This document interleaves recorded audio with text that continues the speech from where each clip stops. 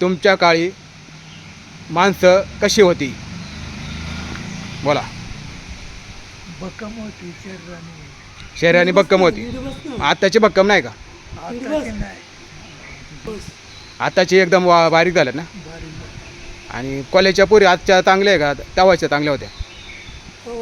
तवाच्या म्हणजे मुलींची संख्या कमी होती का? पण मर्यादा होती. हा, मुली मर्यादामध्ये होत्या. आताच्या मुली पावसाळ्यात. आम्ही आमच्या आत्ताच्या काळात टोपीवाली पिढी पाहतोय. तुमच्या लहानपणी तुम्ही कोणती पिढी पाहिली आहे? पगडीवाली पिढी पाहत होतो. पगडी मग तेच ना, पिवळं लाल नारंगी. नाही ते पटका पटका पिढीच्या आधी पगडी पगडी. पगडीच्या आधी पगडीच्या आधी पगडीच होती. ते पटके होते. आणि तुमच्या काळी लोकले मजबूत होते ना, पैलवान सगळे पैलवान. मग आताच्या काळातले पोरं पैलवान नाही का? आता काय आहे ना. हा, तुम्ही पैलवान. तुमचं वय किती आहे? 65. चांगलं आहे. तुमच्या काळात जास्त मजा होती का आत्ताच्या काळात जास्त मजा आहे? पूर्वीच्या काळात काय होतं?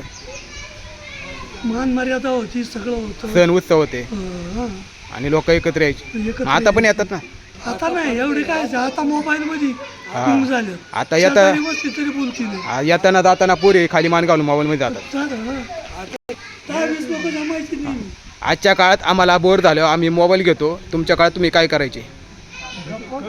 कबड्डी खेळत होती, खो खो खेळत होती, गप्पा मारायचे, पारावर बसायचे.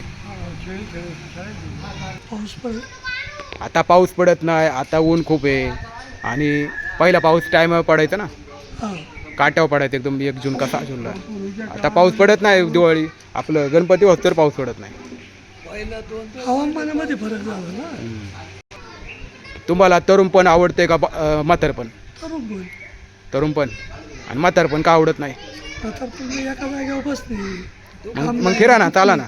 दुखणे. मग चाला की. दुखणे चालू जास्त. गुडघा दुखतोय का? कौला रुगर. आत्ताच्या काळात स्लॅबची घरं आहेत आणि वेगवेगळ्या डिझाईनची घरं आहेत. त्यावेळेस कशी घरं होती? साधी घरं होती. आणि घराला घर पण होतं ना. घराला घर पण. लोक माणुसकी होती. मी यांना विचारलं तर ते म्हणले पूर्वीच्या काळी लोक पायी जायची आणि राजगुरुनगरला, तळेगाव, दाभाडेला पायी जायची. तेथून रेल्वे पकडायची. जुन्या काळातली लोक खूप चालायची. त्यांच्यात खूप चालण्याची क्षमता होती. जुन्या काळातली लोक खूप स्ट्रॉंग होती. त्यांच्या हाताचे पंजे खूप मोठे होते. त्यांचं सगळंच काही मोठं होतं. त्यांच्यात खूप ताकद होती. आजच्या काळात तशी पोरं जन्मालाच येत नाही. सगळी बारकी पोरं जन्माला येत आहे. तुम्ही तरुण पिढीला काय संदेश देणार? कारण तुम्ही उन्हाळे पावसाळे बघितले आणि जवळपास 50 वर्ष जास्त बघितली माझ्यापेक्षा. बोला. चांगले राहा, बेस्टी नाही व्हावा आणि आई वडिलांचा वगैरे मान राखावा, मर्यादा धरावा. आजोबांशी बोलल्यानंतर आजोबा म्हणले, मी त्यांना विचारलं की तुम्हाला आत्ताच्या काळात जन्मायला आवडेल की त्या काळात? तर आजोबा मला म्हणले की आत्ताच्या काळात 100 रुपये पण पुरत नाही. त्यावेळेस माणसं पैशावर जगायची. 100 रुपये महिन्याला पुरवतो. हां. आता मी जुन्या पिढीचा निरोप घेतो. रामकृष्ण हरी. जुन्या पिढीचा घेतो मी निरोप. धन्यवाद.